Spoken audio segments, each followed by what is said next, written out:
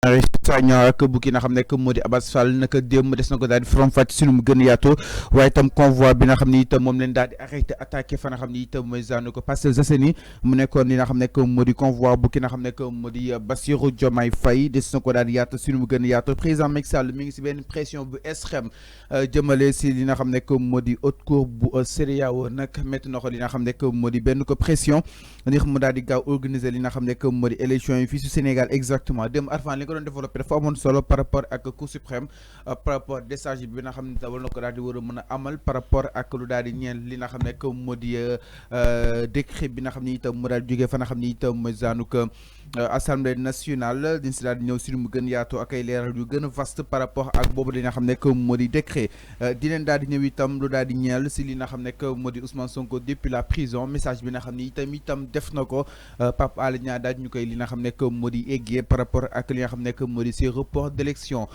loi bi da nga ko daal di abrogé nag mu nekk loo xam ne itam demoon di fait parler fait agir exactement est-ce que démb su nekkoon tey président Macky Sall dina daal jël boobu di décision nga aj li nga xam ne moo di élection yi parce que aujourd'hui le Sénégal partout ñëpp ñu la fay daal di waxtaanee des na ko daal di yaatu si nu mu gën yaatu exactement mais tout d'abord dañuy daal di ñëw si image yi nga xam ni itam gis nañ ko nag démb fa nga xam ni itam mooy zaanu ko Parcelles Assainies jëmale si ki nga xam ne moo di Bassirou Diomaye Faye ñu daal di entamé ñoom seen ko campagne parce que jàpp ne ni itam lu nu mel c'est attaquable devant li nga xam ne moo di justement la Cour suprême ak fa nga xam ni itam mooy zaanu ko conseil constitutionnel te à tout moment mu leen daal di maintenir li nga xam ne moo di élection yi niki li nga xam ne moo di le 25 février opposition bi nag ñoom il signe et persiste par rapport ak la tenue des élections niki li nga xam ne moo di le 25 février ñoom jàpp na ni itam élection yi amul benn changement seenu ko boor te itam ñi ngi daal di woo li nga xam ne moo di sénégalais pour ñu daal di war a mën a li nga xam ne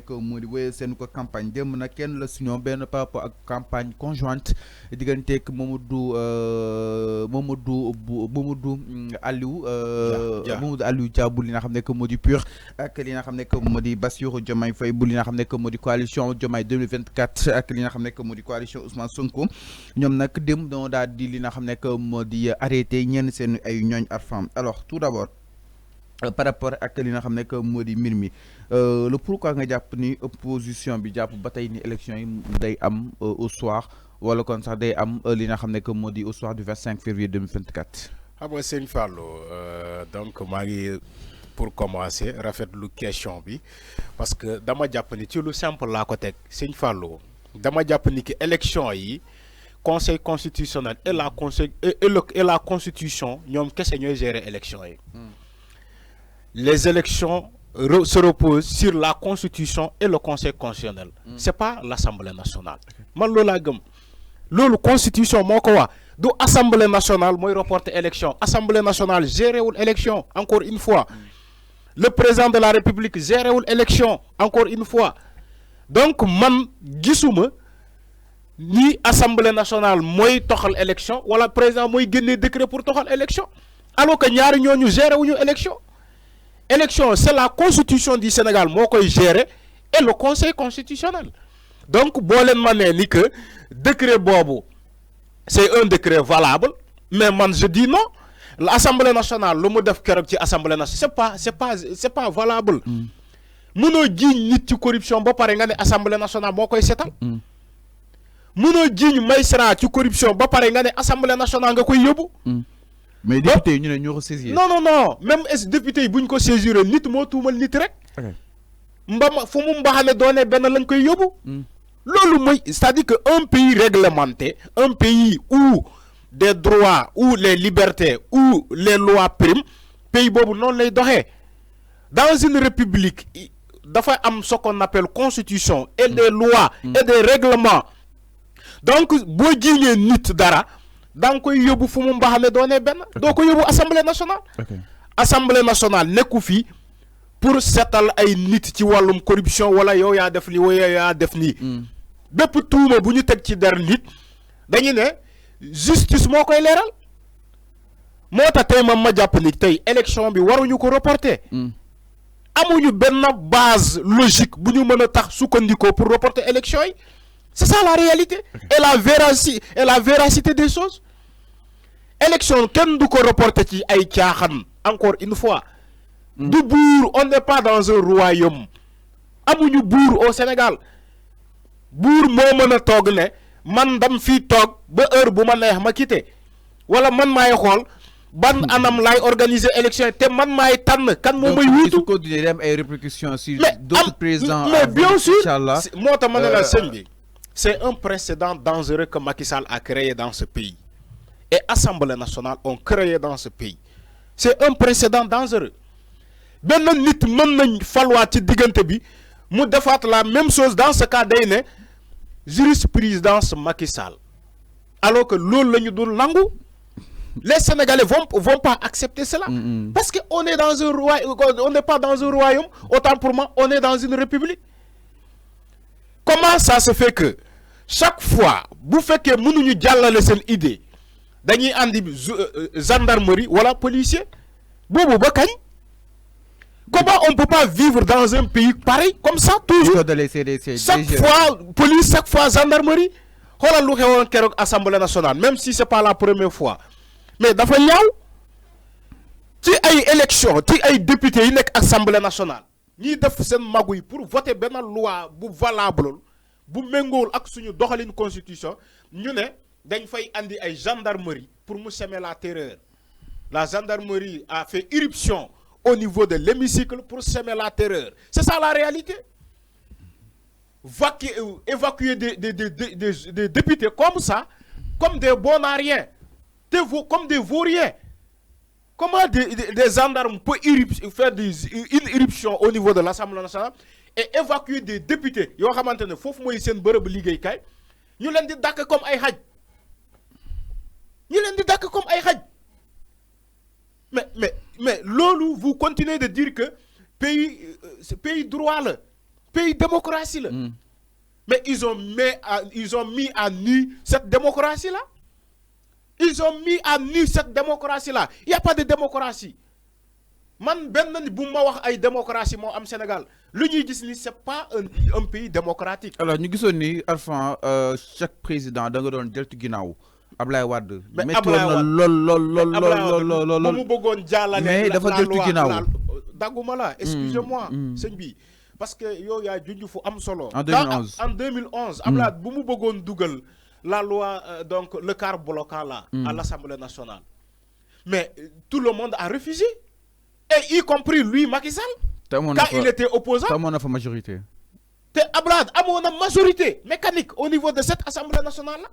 Mais Ablaye Wade bu mu consulter askan wi ba mu gis ni que askan wi la population était dans la rue mais Ablaye dafa woote pour ne leen teg leen ko suuf mais pourquoi Macky Sall ne peut pas faire la même chose parce que président boy jiite du sa jëmm du ñu nga àndal mais c'est le Sénégalais lambda nga war a sóoraale il faut pas prendre des décisions qui vont à l'encontre de la Constitution.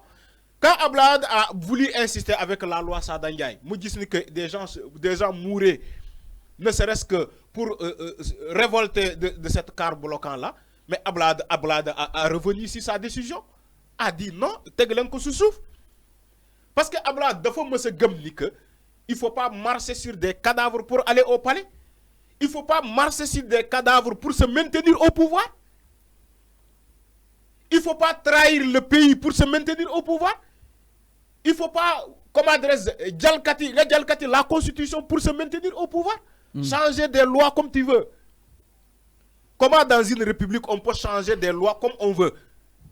Comment dans une république on peut donc accuser des magistrats de corruption et son premier ministre qui continue de maintenir ce premier ministre là dans son poste? Mais peut-être dina defaat benn remaniement Arfan. Non mais je suis désolé encore une fois. Peut-être ñu toog xaar rek. Je suis désolé encore une fois. J'ai ce sentiment de désolation là. Boo xamante ne amaana ñu bëri ñoo ko am. On dit que Amadou Ba est accusé de corruption dafa ger ñaari magistrat.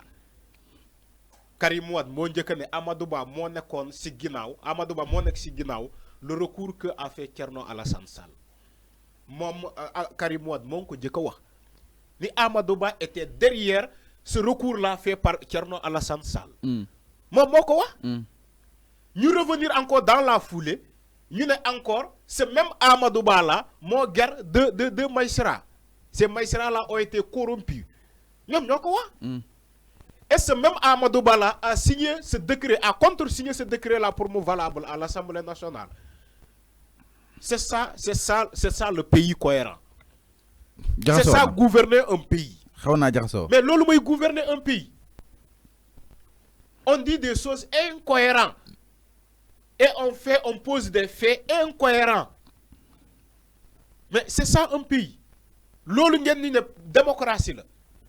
Ben candidat peut remettre en cause. Mais est-ce que bien candidat mais enfin est-ce que bien candidat mais est-ce que bien candidat bo su bobu kasse la est-ce que amatu dara lo xamni te mi ngi ci ginaaw lo xamni jamono di askan wi comprendre ñu ko exactement parce que lu ñu mel dafa arranger deux camps quand même ñi prolonger sen mandat ñi mëna bokkat xam nga Seigne Fallou baara yego wax na la ko fi demb néna la le fait a été bien avant dañ ko teug ñom ñoo ko teug ñu out ay acteurs yu wara porter ce combat ñom ñoo ko teug même bo xolé démarche Assemblée nationale bi les députés qui ont accusé même bo xolé les magistrats qui ont été accusés ba ci Karim Ndeye Biligi da ngay xam ni que affaire bu ñu teug la bu yàgg et ils ont choisi des acteurs yu wara porter ce combat-là. Et le PDS est l'un des acteurs qui, nangu porter ce combat-là. Le problème, ce n'est pas le PDS. Parce que PDS, à lui seul, il ne peut rien faire dans ce pays. PDS Doudara. Ce n'est pas le PDS.